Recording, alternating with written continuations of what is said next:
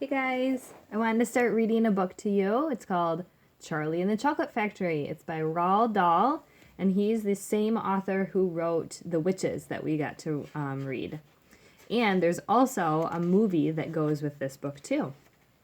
So, Charlie and the Chocolate Factory, Chapter 1. Here comes Charlie. These two very old people are the father and mother of Mr. Bucket.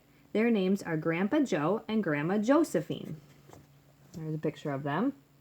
They're super old, and they share a bed. They just sit there.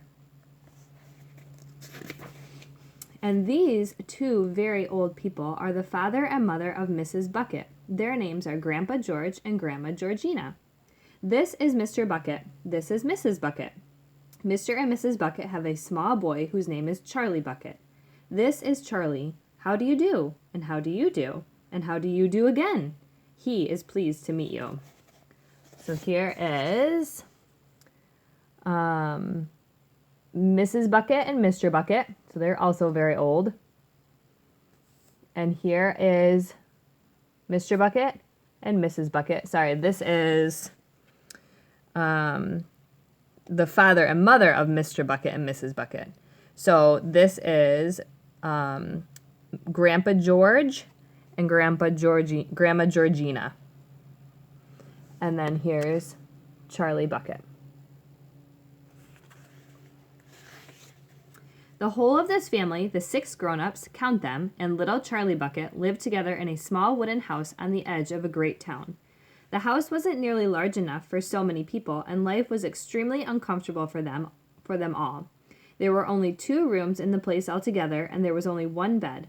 The bed was given to the 4 old grandparents because they were so old and tired. They were so tired they never got out of it.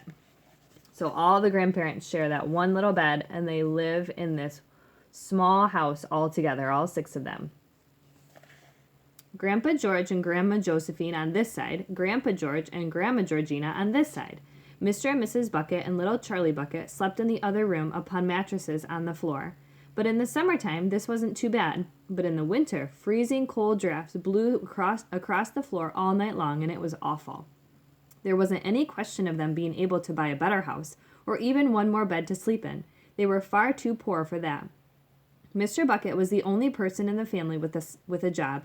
He worked in a toothpaste factory where he sat all day long at a bench and screwed the little caps onto the tops of the tubes of toothpaste after the tubes had been filled.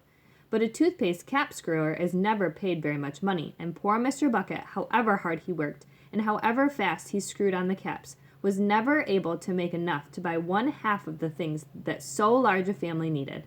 There wasn't even enough money to buy proper food for them all. The only meals they could afford were bread and margarine for breakfast, boiled potatoes and cabbage for lunch, and cabbage soup for dinner.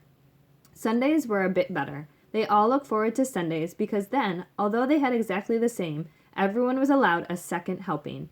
The Buckets, of course, didn't starve, but every one of them, the 2 old grandfathers, the 2 old grandmothers, Charlie's father, Charlie's mother, and especially little Charlie himself, went about from morning till night with a horrible empty feeling in their tummies.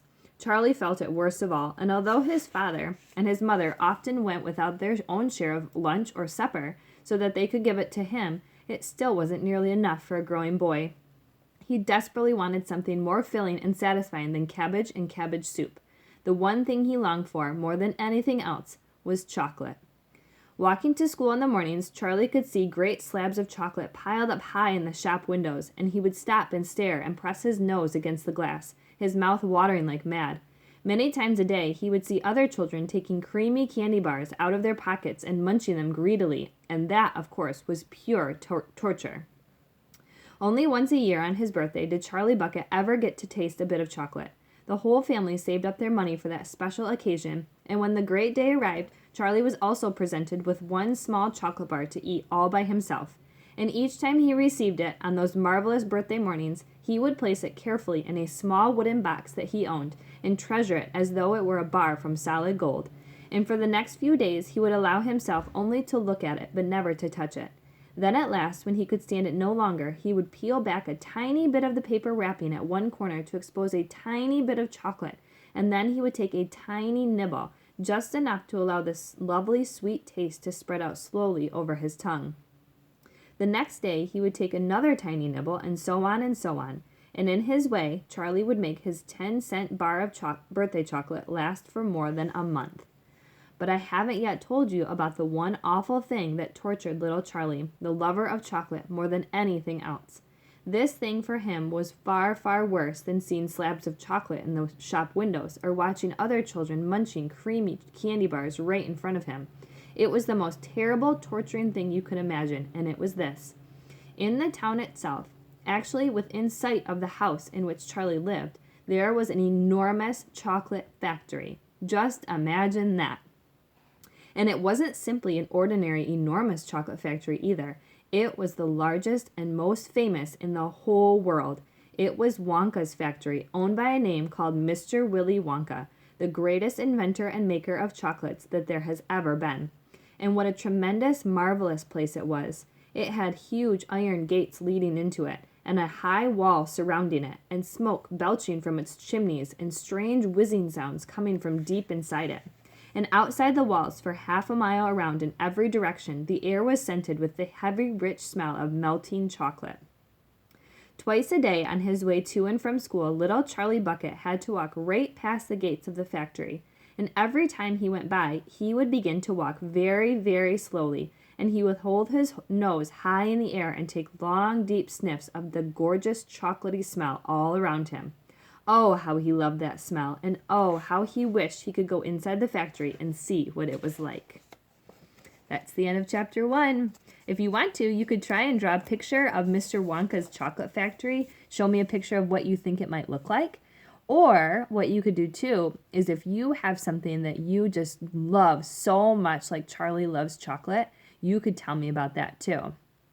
All right, I'll see you later. Bye, guys.